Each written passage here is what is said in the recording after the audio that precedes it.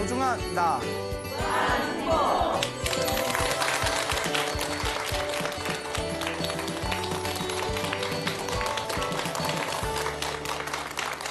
예, 만나서 반갑습니다.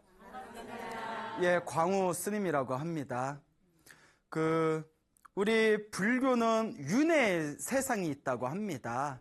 다 들어보셨죠? 네. 그래서 이제 6가지 세상으로 이루어졌다고 합니다. 그래서 지옥, 아기, 축생, 아슈라, 인간, 천상 이렇게 6가지 세상이 있죠. 또 잘 아시네요. 네. 자, 그래서 이 수많은 윤회의 세상에서 각자 자기가 지은 업보에 의해서 다음 생을 결정하게 됩니다. 그러니까 여러분들이 기본적으로 이번 생에 인간으로 태어난 것 자체가 전생에 복이 있다는 거예요. 일단 복이 있으니까 인간으로 태어난 건데 똑같은 인간인데도 더 복이 많은 분이 있고 더 복이 좀 부족한 분들이 있습니다. 근데 사실 그 복도 누가 지은 거예요? 예, 자기 자신이 지은 거죠. 그러니까 똑같이 사람으로 태어났는데도 뭐 조금 더 건강한 사람이 있고 조금 더 병약한 사람이 있고 뭐 조금 더 공부 잘하는 사람이 있고 좀 노력을 열심히 해도 이상하게 실력이 안 따라주는 그런 분도 있고 또 무슨 일을 하든 그냥 돈이 술술 들어오는 분이 있고 아무리 노력해도 자꾸 돈이 새는 분이 있고 또 엄청나게 또 예쁜 분들이 있고 또 뭐 그렇게 훈훈하게 생기신 분들이 있고 예, 저마다 다 틀려요. 왜 웃죠? 예, 저마다 이제 각자의 복이 다 틀립니다. 다 다르다고 표현을 해야죠. 저마다의 복이 다 다른데 이 모든 게 다 자기가 지은 업보라는 것이죠. 그래서 우리 불교에서는 이 축생이라는 존재 있지 않습니까? 이 축생들도 자기들이 전생에 지었던 업보의 힘에 의해서 이번 생에 축생으로 태어나게 되는데 축생들은 전생에 어리석은 짓을 많이 하면 축생으로 태어난답니다.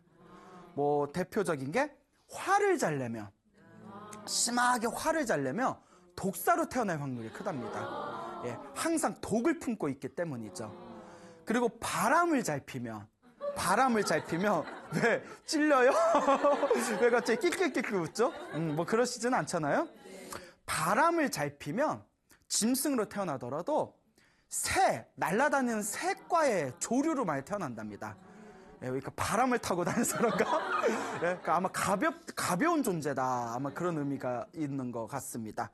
그리고 집이라든가 재산에 욕망이 많은 사람은 구렁이로 태어난답니다. 그래서 옛날에는 지킴이라고 해가지고 오래된 집에 막 묵어서 사는 묵은 구렁이들이 있고 이렇다잖아요. 예, 그런 이제 여러 가지 그런 이제 업보들이 있고 그리고 이번 생에 항상 어두운 방에서 게임하기 좋아하고 컴퓨터 뭐 하기 좋아하는 애들은 이건 경전에 나오는 건 아닌데 제가 경전에 입각했을 때 다음 생에 나방으로 태어날 것 같아요. 나방으로 태어나서 불만 보면 전생에 게임하던 그 불빛인 줄 알고 막 달려드는 거죠. 예, 제가 만든 말이에요, 이거는. 그리고 어두운 방에서 잠자기 좋아하는 거 있죠. 계속 눈을 감고 이렇게 잠자기 좋아하는 존재는 바위 밑에 틈새에서 사는 어두컴컴한 곳에서 살아가는 곤충으로 태어난답니다. 등등의 이제 여러 가지 그런 축생에 대한 업보의 이야기가 있습니다. 근데 우리 불교에서는 이런 축생들도 다 우리와 똑같은 마음을 가지고 있답니다. 위로는 하늘세계 존재에서 아래로는 짐승이나 저 밑에 지옥에 있는 중생들까지 다 똑같이 마음이 있대요. 마음이 있는 존재들은 이 부처님의 가르침을 만나게 되면 그것이 선업의 공덕이 돼서 다음 생에는 더 좋은 모습으로 태어날 수가 있다고 가르치고 있습니다. 자, 그래서 옛날에 있었던 그런 재미난 이야기를 하나 해드릴까 합니다. 우리 부처님의 가르침을 모아놓은 것을 팔만대장경이라고 합니다.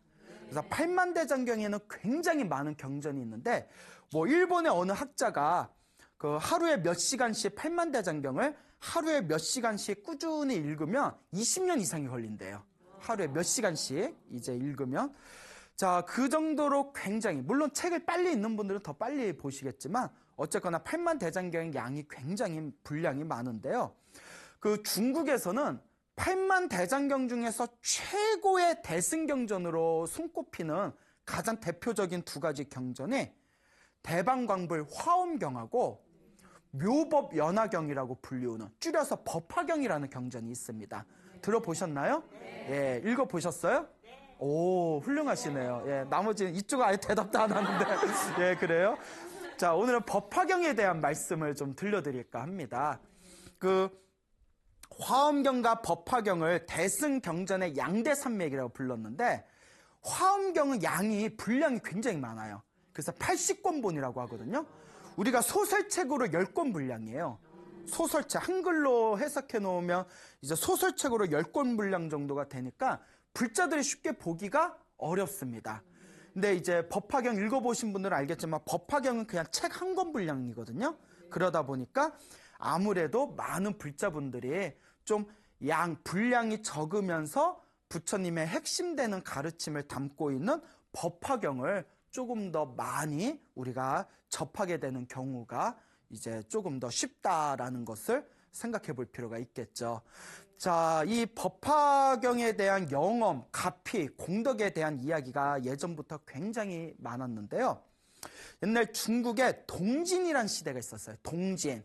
예, 진나라가 이제 동쪽, 서진, 동진 해가지고 동진 시대에 법지라는 스님이 계셨습니다. 이제 법명이 법지라는 큰 스님이 계셨는데, 이분께서 이제 산에 들어가셔서 산에다가 이제 나무와 나뭇잎과 이제 흙으로 이제 조그만 암자 같은 토구를 만드신 뒤에 평생 동안 이렇게 법화경만 읽으셨대요. 이제 묘법연화경이라고도 부르고 이 법화경이라고 하는데, 법화경을 평생 이렇게 읽고 계셨는데 어느 날 멀리서 꿩이 한 마리 이렇게 날아왔대요. 꿩이 한 마리 싹 날아왔는데, 이 꿩이 그 법지 스님이 계시는 톡을 옆에다가 이렇게 집을 지었답니다. 집을 지어놓고, 근데 신기한 게 스님께서 이렇게 이제 법화경을 읽고 있으면 요 꿩이 어떻게 알고 이렇게 꼭 옆에, 암자 옆에 스님이 법화경 있는 곳 옆에 살며시 내려와서 이렇게 귀를 이렇게 기울이더랍니다. 꿩이 뭘 알아? 여러분, 꿩이 머리가 좋아요, 나빠요? 좋아요? 우리가 좋아요? 아니 우리가 머리 나쁜 사람한테 야 꿩고기를 구워 먹어, 꿩고기를 먹었냐, 이런 말 하잖아요. 야 너 머리가 꿩머리냐, 혹은 기억력 나쁘면 꿩고기를 먹었나, 이러잖아요. 야, 좋아요? 예, 나쁜 걸로 알고 있는데 그냥 나쁜 걸로 치자고요. 예. 자, 어쨌거나 이제 꿩이 머리가 나쁘기로 유명한 대명사인데, 하여튼 법화경을 이렇게 읽고 계시면 항상 옆에 날라와서 가만히 듣고, 그럼 이제 스님이 또 가끔씩 콩알 같은 거 이렇게 던져주면 또 먹고, 그렇게 7년이 지났답니다. 7년이 지났는데 또 이제 꿩이 이제 또 가만히 법지 스님이 법화경을 읽고 있는데 꿩이 한 마리 또 싹 날라오더래요. 근데 법화경을 이렇게 다 읽고 나면 꿩이 또 자기가 있는 둥지로 휘리릭 날아가 버린데, 그날따라 그냥 몸이 날개가 축 처져가지고 가만히 있더래요. 그래서 스님께서 아니 어디가 아픈가, 예, 배가 고파서 그런가, 그 콩알을 몇 개를 또 이렇게 던져주셨답니다. 근데 콩알을 몇 개 먹는 둥 마는 둥 하더니 콩알도 이제 먹질 않더래요. 축 처져가지고 가만히 있으니까 스님이 가셔서 꿩의 날개를 이렇게 만져줬대요. 네가 전생의 업보로 인해서 이번 생에 축생의 몸이 되었지만, 이번 생에 이 법화경을 열심히 들은 이 공덕으로 다음 생에는 사람으로 태어날 것이다 하고 축원해주면서 이렇게 꿩을 이렇게 만져줬답니다. 그리고 이제 꿩이 가만히 이제 있다가 그 다음날 봤더니 꿩이 죽어버린 거예요. 꿩이 이제 죽어버린 거예요. 그래서 스님께서 이제 그 꿩을, 그동안 살아온 정이 있지 않습니까? 예, 여러분들 같으면 아싸 오늘 고기 반찬 아니죠? 예, 원래 아니죠. 예, 모르죠. 배고프면. 근데 이제 스님께서 그 꿩을 잘 걷어가지고 양지 바른 곳에 이렇게 묻어줬대요. 그리고 그래도 이번 생에 법화경을 읽은, 이 법화경을 들은 공덕으로 다음 생에는 꼭 축생의 몸을 벗어서 사람 몸을 받아라 하고 이렇게 이제 양지 바른 곳에 이제 묻어줬는데, 그날 밤 꿈을 꿨습니다. 스님이 딱 꿈을 꿨는데 아주 잘생긴 어린 동자가 싹 나타나더니 이렇게 절을 올리더래요. 스님 하고 절을 올리더니, 스님 저는 꿩이 옵니다. 제가 법화경을 열심히 들은 공덕으로 저 아랫마을 왕신에 왕신의 그 가족, 왕신의 부부의 아들로 태어날 것입니다. 그러니 잊지 마시고 꼭 저를 찾아와 주십시오라고 이렇게 부탁을 하면서 작별 인사를 하면서 어린 동자가 싹 사라지는 꿈을 꾼 거예요. 야, 신기하죠? 그래가지고 스님이 일어나서 참 별일이 다 있다. 별일이 있다. 내가 언제 한번 찾아가 봐야겠다 하고 이제 마음으로 잘 기억을 해뒀다가 한 10개월이 지난 뒤에 그 마을에 있는 왕신의 가족을 찾아갔어요. 왕신의 부부를 찾아갔더니 아니나 다를까 누구를 낳았어요? 아들을 낳은 거예요. 그래서 아들을 낳은 거를 다 알고 나서는 그래, 나중에 지금 가봤자 뭐 알겠냐. 나중에 이 아이가 말문이 트일 때쯤에, 걸어다니고 말문이 트일 때쯤에 이 집에 다시 한번 오자 하고는 이제 절로 돌아가십니다. 그렇게 3년이 지났대요. 이제 3년이 지난 뒤에 그 스님이 이제 마음으로 이제 기약한 그런 어떤 날이 다가와서 그 왕신의 이 부부를 찾아가십니다. 스님이 다 계십니까 하고 다 찾아갔는데 그러니까 이 왕신의 부부가 굉장히 불심이 깊었대요. 그래서 아이고, 산에 계시는 스님이 어떻게 오셨습니까? 아유, 어서 오십시오 스님 하고 있는데 저기에 3살 먹은 그 어린 남자아이가 갑자기 우리 스님 오셨다, 우리 스님 오셨다고 펄떡펄떡 뛰어오더니 스님한테 막 앵기더래요. 앵기더래요. 그러니까 부모도 놀라고 스님도 놀라고 거기 지나가는 닭들도 놀라고 놀란 거예요. 어린아이가 막 우리 스님 처음 보는 스님인데 우리 스님 오셨다, 우리 스님 오셨다 막 앵기고 우리 스님 막 붙들고 하니까 그래서 왕신의 부부한테 얘기를 했답니다. 실은 7년 동안 같이 지냈던 꿩이 있었고 꿩이 죽고 나서 묻어졌고 그리고 꿈에 이런 꿈을 꿨다. 이 얘기를 들으니까 왕신해가지고 뭐 놀란 거예요. 근데 요새 이런 얘기하면 사람들이 믿어요, 안 믿어요? 이 스님 뻥치고 있네 막 이러면서 예? 그럴 거 아니에요. 예. 자, 그러면서 옛날 사람들은 순수하잖아요. 그렇죠? 그래서 이제 이런 얘기를 다 해준 뒤에 이 아이가 불연이 있으니 불법과 인연이 있는 아이니 나중에 아이가 출가하겠다고 하면 내 제자로 받아도 되겠습니까? 그 여러분 아들을 스님이 이 아이가 나중에 출가하겠다고 하면 내 제자로 내가 데려가도 되겠습니까? 하며 여러분들 아들이 스님이 데려간다면 되긴다고 하겠어요? 안 하겠어요? 하겠어요? 자, 하겠어요? 자식이 엄청 속썩이나 봐요. 농담이고요. 예, 이게 중요한 겁니다. 만약에 내 아들을 만약에 스님으로 간다고 했을 때 나는 놓아주겠다 하는 사람은 진짜 불자예요. 진짜 불심 있는 거예요. 근데 아무리 절에 오래 다녀도 내 자식이 출가하겠다고 하는데 막는 분은 진짜 불자 아니에요, 사실. 예, 무슨 말인지 알겠죠? 그거 굉장히 중요합니다. 여기 가짜 불자 많아. 가짜 불자 많아. 저 진짜 불자시네.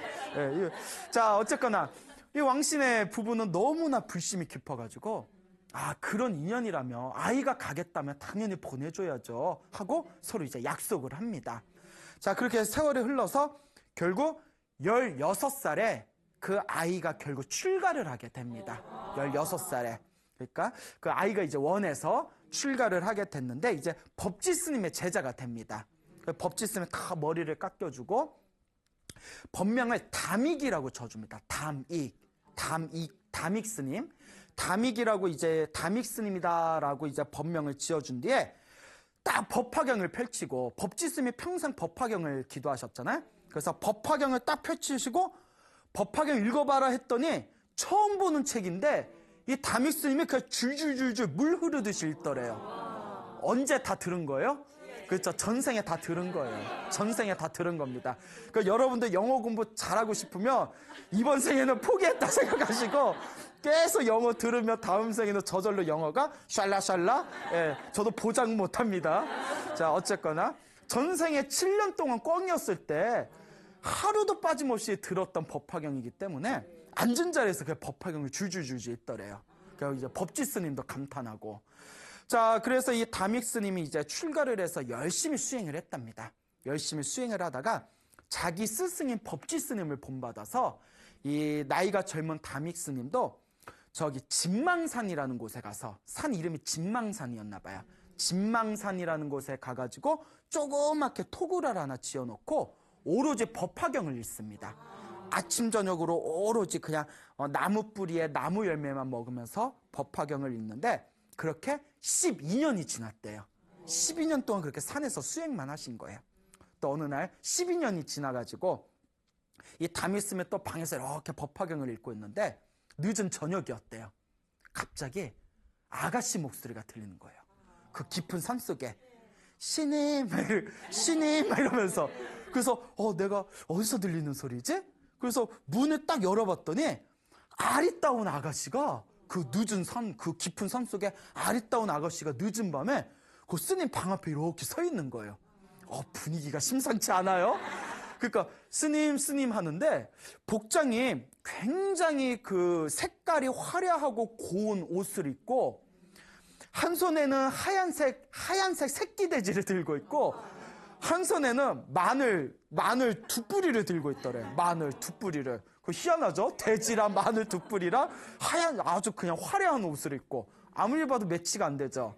그래서 뭐야 이 여자 이러고 있는데 이 여인네가 하는 얘기가 스님 저는 아랫마을 사는 아묵의 딸 누구인데 제가 나무를 따려고 산에 들어왔다가 갑자기 날이 저무면서 그 큰 맹수를 만나가지고 제가 도망을 이렇게 급히 왔습니다. 이제 집에 내려가야 되는데 해는 저물었고 산길은 아주 험하고 밖에 또 맹수가 다니고 있을 수 있으니 제가 하룻밤만 여기서 묵겠습니다 이러는 거예요. 그 스님이 놀래가지고 이 조그만 방에 나 혼자 있는데 어떻게 여인네를 또 이렇게 내가 안에 들이미겠어. 안 된다고. 그러니까 이 여인네가 교태를 부리는 거야. 아잉 막 이러면서. 에? 그런데 이 스님이 어이가 없어가지고 자세히 봤는데 또 너무 예쁜 거예요. 얼굴도 예쁜데 막 교태까지 부리니까 스님이 안 된다고.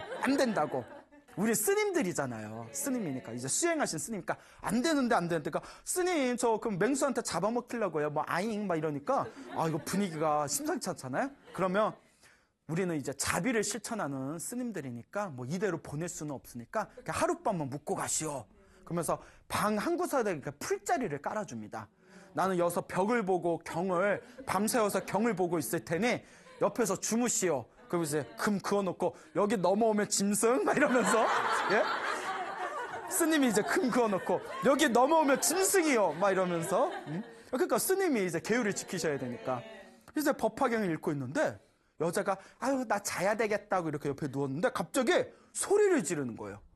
고래고래 소리를 지르면서 스님이 깜짝 놀라가지고 법화경 읽으시다가 왜 그러 이러니까 너무 배가 아프옵니다 막 이러는 거예요. 그러니까 너무 배가 아픕니다 이러니까 이제 스님이 가지고 있는 약재 있잖아요. 약재를 이렇게 던져줬대요. 이거 드셔보시오. 먹어도 효과가 없습니다. 나중네 막 뒹구는 거예요. 그거 막 뒹구면서 은근슬쩍 막 금을 넘어와. 그 스님이 넘어오지 마. 그 여인네가 하는 얘기가 되게 좋아하시네. 여인네가 하는 얘기가 스님이 제 배 좀 이렇게 문질러주면 제가 작전이에요? 배가 좀 나을 것 같습니다 이러는 거예요. 그 스님이 깜짝 놀라면서 나는 계율을 지키는 스님인데 어찌 젊은 여인네 뱃살을 만질 수 있겠어 하면서 이제 거절을 했더니 요 여인네가 하는 얘기가 도끼 눈을 치켜뜨면서 아니 부처님 가르침의 핵심은 자비가 아닙니까? 사람이 죽어가는데 그깟 뱃살 한번 못 밀려줍니까? 이러는 거예요. 그 말도 맞잖아요. 그 이제 스님이 고민에 빠져요. 이게 다른 남자들 같으면 고민해야 안 해요? 왜 안 해? 할 수도 있지. 근데 이제 계율을 지키는 스님이잖아요. 그러니까 고민을 하다가 그만 할 수 없다 해가지고 그 스님들의 산길을 갔대 가지고 다니는 지팡이를 주장자라고 합니다. 그래서 주장자 이제 뱀이나 산짐승이 있으면 이제 지팡이가 있는데 그 지팡이를 주장자라고 하는데 주장자에다가 수건을 묶었답니다. 수건을 묶어서 주장자에 있는 수건으로 배를 이렇게 문질러줬대요. 예? 네, 진짜 이 시대의 진정한 어떤 청정하신 스님의 표본이죠. 이렇게 그러면 이걸로 우리 타협을 봅시다 해가지고 이렇게 문질러주는데 그때 여자가 이제 배가 다 나았습니다. 이제 그만하세요 하고 이렇게 잠이 들었답니다. 그러니까 여자도 눈치챈 거예요. 이 사람은 안 넘어오는구나. 그 다음날이 됩니다. 예? 놀랍게도 아무 일도 없었어요. 예, 그게 더 놀라운 일이에요. 아무 일도 없었어요. 너무 재미없게 모든 게 끝나버렸어요. 자, 그래서 이제 여인네가 싹 일어나면서 한 손에 새끼돼지 들고 한 손에 마늘 두 뿌리 들고 고운 옷을 이렇게 걸치고 스님 나 갈게요 하면서 나가는 거예요. 이제 아침에 이제 해가 떴으니까. 그래서 스님이 이제 배웅을 하려고 아유 그래 이제 잘 가시오. 이제 오지 마시오. 막 이러면서 이렇게 밖에 배웅을 해주는데 여인네가 그 톡을 마당에서 갑자기 색깔이 화려한 옷을 허공에다 휙 던지는데 그 옷이 무지갯빛 구름으로 변하더랍니다. 찬란한 무지개 구름으로 확 변하고 하얀색 새끼돼지를 휙 던졌더니 하얀색 코끼리로 변하더래요. 그 들고 있던 마늘 두 뿌리가 두 뿌리의 연꽃으로 변해버리는 겁니다. 그러더니 그 코끼리를 타고 구름 위에 올라가가지고 나는 보현보살이다 하는 거예요. 자, 불교에서는 지혜를 상징하는 보살님을 문수보살이라고 합니다. 문수보살님은 이제 한 손에는 칼을 드시고 그러니까 사자를 타고 있는 모습이에요. 그리고 불교에서 실천이 있죠. 실천을 뜻하는 보살님을 보현보살이라고 해요. 그래서 보현보살은 손에 연꽃을 들고 계시고요. 그리고 코끼리를 타고 있는 하얀 코끼리를 타고 있는 모습입니다. 그래서 사찰에 가면 볼 수가 있어요. 조각을. 자, 그리고 이 보현보살님은 법화경을 상징하시는 분입니다. 법화경에 보면 이제 보현보살이 이 법화경을 증명하는 그런 법화 삼부경의 내용이 펼쳐지거든요. 어쨌거나 나는 보현보살이다 하면서 그렇게 무지갯새 그 구름을 타고 코끼리를 타고 구름 위에 올라가가지고 연꽃을 들고 하늘에 날아가면서 그대의 수행이 깊다 해서 내가 시험해 보려 온 것이다. 그대는 마치 물속에 뜬 달과 같아서 물에 뜬 달과 같아서 더럽힐래야 더럽힐 수가 없구나 하고 칭찬하면서 허공으로 싹 사라지는 그런 모습이 쫙 펼쳐지게 됩니다. 그러니까 이제 그 보현보살이 허공으로 날아가면서 하늘에서 막 꽃비가 내리고 막 땅이 막 진동을 일으켰대요. 그런데 이 모습을 그 진망상이 있는 그 고을에 고을 그 태수가 있었는데 아침에 일찍 일어나가지고 밥을 먹고 아침 산책을 하다가 멀리 있는 진만상에서 막 오색 구름과 막 빛이 번쩍이는 그런 모습을 보게 됩니다. 그래서 이 태수의 이름이 맹공개였대. 맹공개. 이 맹공개라는 이 태수가 좀 희한하죠? 예. 너무 놀래가지고 사람들과 함께 그곳을 갑니다. 그곳에 가서 알아봤더니 아, 이곳에 바로 다미 스님께서 수행하시는 토굴이시구나라는 걸 알고는 황제에게 이제 글을 올리게 됩니다. 황제에게 글을 올려서 아, 요 진만상에 그 다미 스님이라는 분이 올해 12년 전부터 수행을 하셨는데 오늘 아침에 이곳에서 오색의 빛이 번쩍이면서 막 완전 광명으로 막 이렇게 뒤덮이는 걸 수많은 사람들이 목격했습니다 하고 황제한테 글을 올렸더니 황제가 감탄하면서 친히 그곳에다 절을 지어줍니다. 그 절이 바로 이 다믹스의 법화사라는 절입니다. 법화경을 읽어서 보현보살을 만난 절이다 해서 법화사라는 절을 지어주었다라는 그런 이야기가 전해지고 있습니다. 자, 여기서 중요한 거. 다믹스이 사실 전생이 뭐였죠? 꿩이었잖아요. 여자 이야기에서부터 다 잊어먹었구나. 꿩, 그게 중요한 거예요.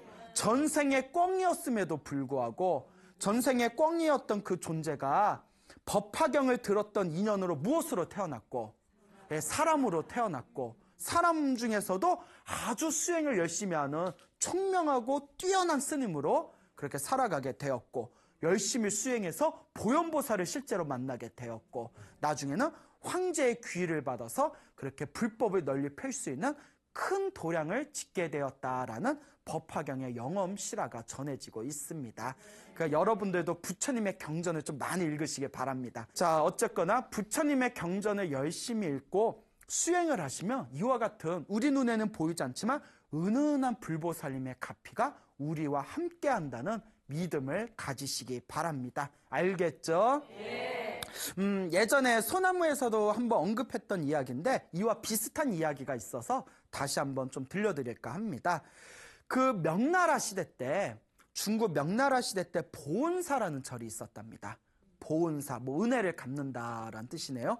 보은사라는 절이 있었는데 보은사 주지스님께서 이제 나이가 드시니까 마을에서 절까지 왔다 갔다 하기가 다리가 너무 힘든 거예요. 그래가지고 나이가 드셔서 말을 하나 구입을 합니다. 그래서 이제 말을 타고, 이제 조그만 이제 말을 타고, 이제 절에서 마을까지 볼 일이 있을 때마다 말을 타고 왔다 갔다 하는데, 이제 한참을 이렇게 왕복을 해야 되니까 스님께서 심심하신 거예요. 그러니까 말 위에서 이렇게 왕복을 할 때마다 법화경을 읽으셨대요. 말에 탁 타가지고 말이 이제 터벅터벅 걸어가면 위에서 이렇게 법화경을 읽었는데, 그렇게 이제 몇 해가 지났답니다. 몇 해가 지나서 어느 날 그 보은사 밑에 마을이 있었는데, 그 마을에 굉장히 불심이 깊은 여인네가 있었대요. 이 불심 깊은 여인네가 어느 날 잠에 들었는데 꿈에 웬 어린 아이가 이렇게 쓱 들어오더래요.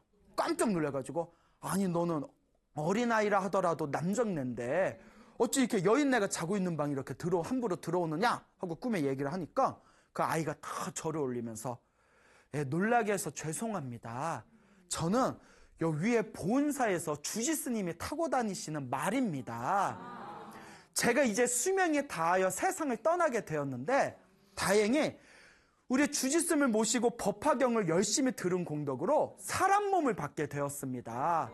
그래서 제가 여기 이제 당신을 어머니로 삼아가지고 다시 사람 몸을 받게 되었으니 제발 저를 잘 키워주시기 바랍니다 하고 꾸벅 인사를 하는 꿈을 꾼 거예요. 그거 잠에서 깨고 나니까 이거 태몽이잖아요. 그래서 기가 막히다, 기가 막히다 해가지고 그 다음날 보은사에 가서 사람을 시켜서 보은사를 가서 알아봤더니 그날 때마침 누가 죽었다. 말이 죽은 거예요. 야, 범상치 않다, 범상치 않다 하다가 그 뒤로 며칠 후부터 태기를 느끼게 됩니다. 그 이제 10개월 후에 이제 아이를 낳게 돼요. 이제 아이를 낳고 이제 잘 키웁니다. 잘 키웠는데 불심이 깊은 어머니다 보니까 마음 한구석에 이 아이는 비록 내 몸을 빌어서 태어났지만 이 아이는 절에서 살 아이다. 그러니 스님과 인연이 있으니까 보은사 주지스님과 인연을 맺어줘야 되겠다. 다행히 아이가 절에 가는 것도 좋아하고 스님들을 너무 좋아하는 거예요. 그래서 아이를 데리고 보은사 주지스님한테 자기 태몽, 자초지종을 다 설명을 한 뒤에 아이를 받아달라고 부탁을 합니다. 그 이제 보은사 주지스님도 신기해하면서 흔쾌하게 받게 되죠.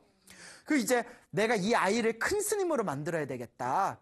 그리고 스님이 생각하면서 그 보은사 주지스님께서 그 아이에게 혼신의 힘을 다해가지고 학문을 가르치는데 너무나 머리가 우둔한 거예요.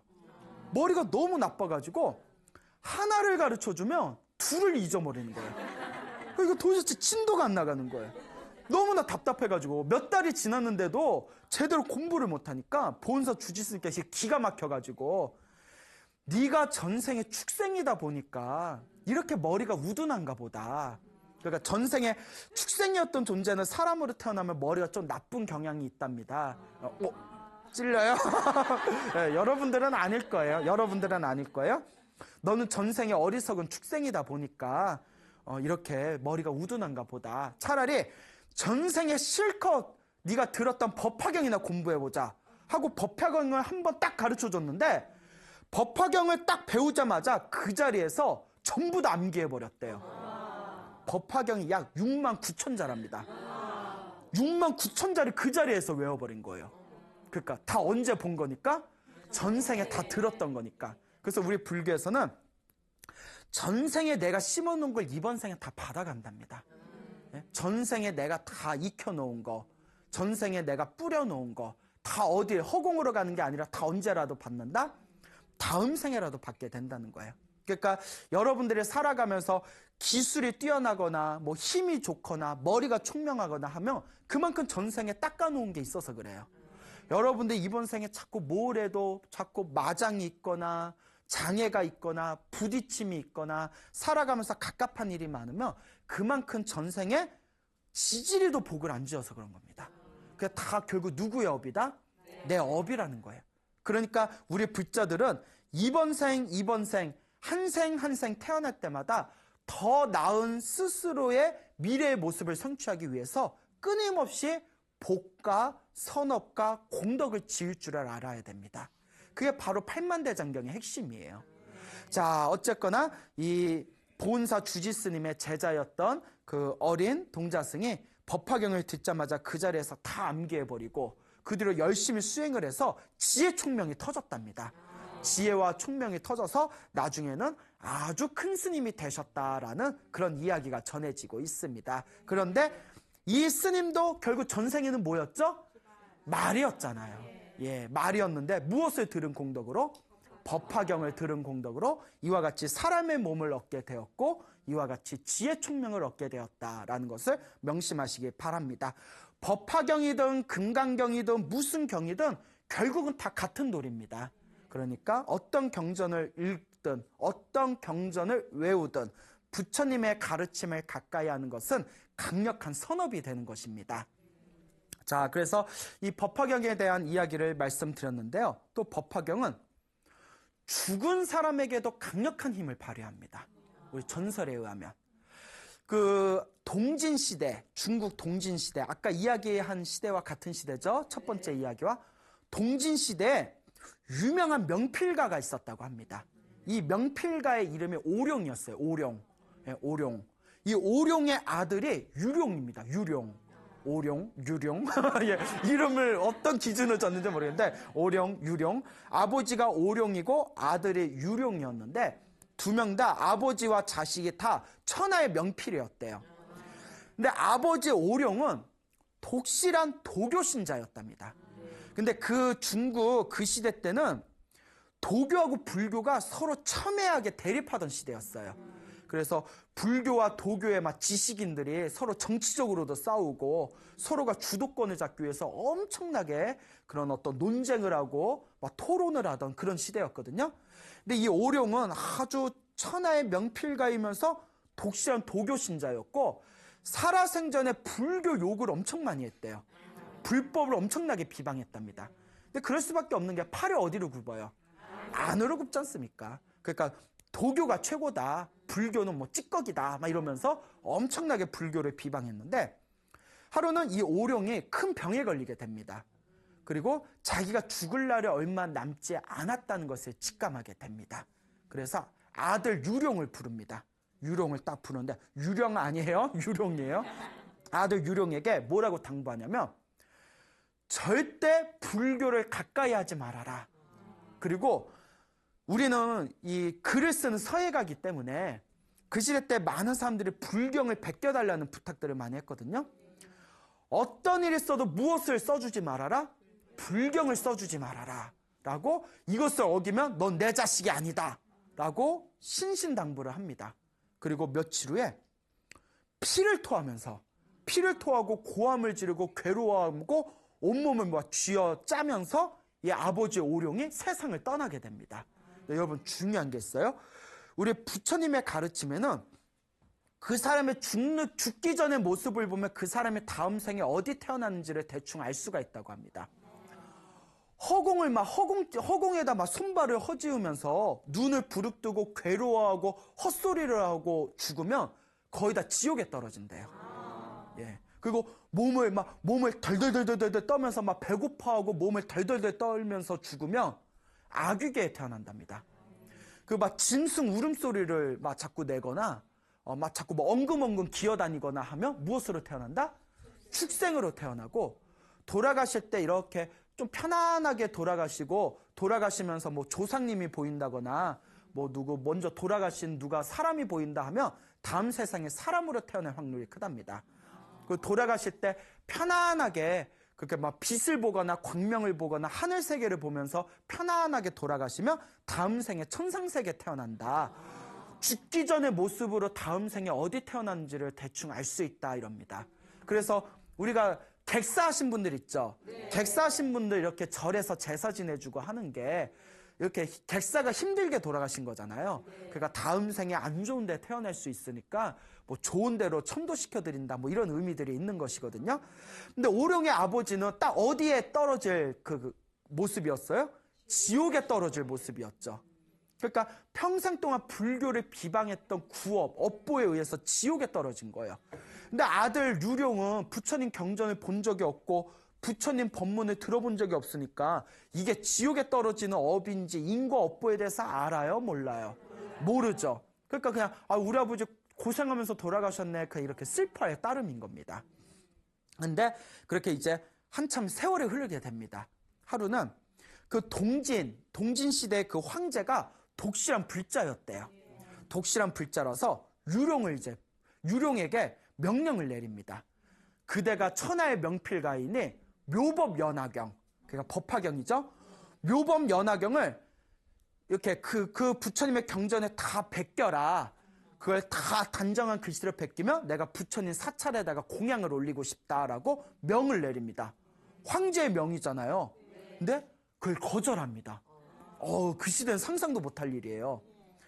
그렇게 두 번에 다시 명령을 했는데 두 번째도 거절합니다. 황제가 당장에 구족을 멸해도 할 말이 없는 거거든요. 옛날에는 막 상상도 못했잖아요. 황제의 명을 거역한다는 게. 세 번째 칙서를 내립니다. 그 황제가 뭐라고 하냐면, 그대가 아버지의 유언 때문에 효도의 마음으로 황제의 명을 두 번이나 거역한 것을 내가 이해하고 용서해 줬다. 황제도 도량이 넓어요. 그러니까 제목만 써라. 제목만 써주면 내가 양보하겠다. 근데 내가 이렇게까지 양보해 줬는데도 말을 듣지 않는다면 내가 이 황제의 명을 바로 세우기 위해서라도 내가 엄벌에 처할 것이다. 그러니 와서 제목만이라도 써! 이렇게 명령을 내립니다. 그러니까 황제 입장에서도 많이 양보를 한 거잖아요. 그래서 유령이 할 수 없이 이것까지 거역했다면 우리 집안 다 작살나겠다 싶은 거예요. 가서 이제 못마땅하지만 어쩔 수 없이 제목을 써줍니다. 그래서 황제가 써달라고 했던 묘법연화경이 8권으로 돼 있었나 봐요. 8권으로 구성되어 있었나 봐요. 그러니까 8권이니까 제목을 묘법연화경 권 제1, 그러니까 제1권 묘법연화경 제2권 묘법연화경 제3권. 이러니까 모두 몇 글자예요? 8글자가 8권이니까 8, 8은 64, 64자가 되죠. 계산되죠? 여기서 고개 갸웃거리면 큰일 나요. 자, 묘법연화경 제1권을 이제 8권을 쓰니까 제1권, 제2권, 제3권 쓰니까 이제 64글자가 됩니다. 8글자를 8번 썼으니까. 그래서 64글자 제목을 딱 써주고 집에 와서 막 한탄을 하는 거예요. 내가 아버지한테 내가 불효를 하고 아버지 유언이었는데 어쩌나 한탄을 하다가 잠이 듭니다. 잠이 들었는데 꿈속에서 자기 집 마당에 꿈을 꿨는데 집 마당에 화려한 옷을 입은 하늘색에 사는 천신이 다 내려와 있는 거예요. 깜짝 놀라가지고 이제 꿈에서 이 유령이 다 앞에 나와서 천신한테 인사를 하면서 어느 하늘세계에서 오신 분입니까? 여쭤보니까 전생에 그대 아버지의 오룡이니라 이러는 거예요. 깜짝 놀라서 아유 우리 아버지 오룡이십니까? 근데 어쩐 일 이렇게 오셨습니까? 이렇게 좋은 모습을 보니까 제 마음이 다 흐뭇합니다 하니까 고맙네 이러는 거예요. 왜 그러십니까? 하니까 내가 전생에 오룡이었을 때 하도 부처님 법을 비방해서 내가 지옥에 떨어졌다. 지옥에서 온갖 고통을 당하면서 내 살아왔던 삶을 후회하고 또 후회해봤지만 도저히 방법도 없고 내가 이걸 우리 아들 유룡한테 전해줘야 되는데 하고 싶어도 도저히 방법이 없었는데 어느 날 막 지옥에서 끔찍한 고통을 당하고 있을 때 머리 위에 묘라는 글자 하나가 딱 박히더래요. 그리고 그 다음에 무슨 글자가 박혔을까요? 법이죠. 묘법. 법이란 글자가 또 머리 위에 허공에 딱 박히더래요. 그 다음에 또 뭘까요? 연. 그러니까 묘법연화경 제1권 8글자가 박히고 묘법연화경 제2권 또 8글자가 박히고 마지막 묘법연화경 제8권 이래서 64글자가 따다다닥 허공에 박히면서 64글자가 부처님의 모습으로 펑 하고 변화되더랍니다. 64글자가 부처님의 모습으로 변하면서 광명이 뿜어져 나오면서 지옥의 고통이 멈추고 지옥에 있는 모든 불길이 다 사라지고 저승에 있는 염라대왕과 저승사자와 지옥의 옥졸들이 다들 절을 하면서 합장을 하더랍니다.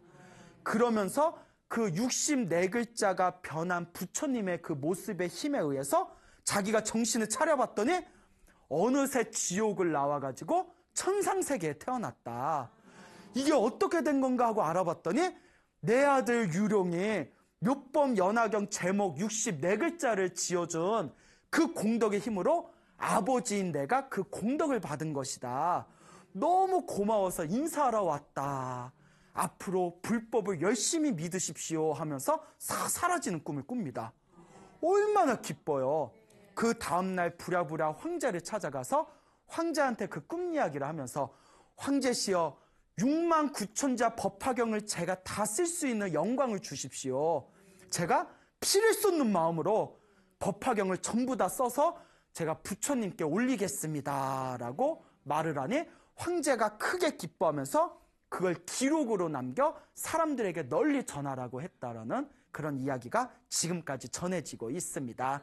그 뒤로 이 아들 유룡은 평생 동안 오로지 불경만을 베끼면서 열심히 부처님의 법을 믿고 수행했다라는 이야기가 전해지고 있습니다. 여러분 믿습니까? 네. 예, 믿음을 가지시기 바랍니다. 제목만 써도 이렇게 큰 공덕을 받는데 하물며 처음부터 끝까지 다 읽거나 처음부터 끝까지 다 베낀다면 그 공덕이 얼마나 크겠습니까? 이와 같이 유룡의 아버지 오룡이 지옥에서 나오게 된 이 이야기를 네 글자로 하면 뭐라고 할까요? 영가천도. 그게 바로 영가천도입니다.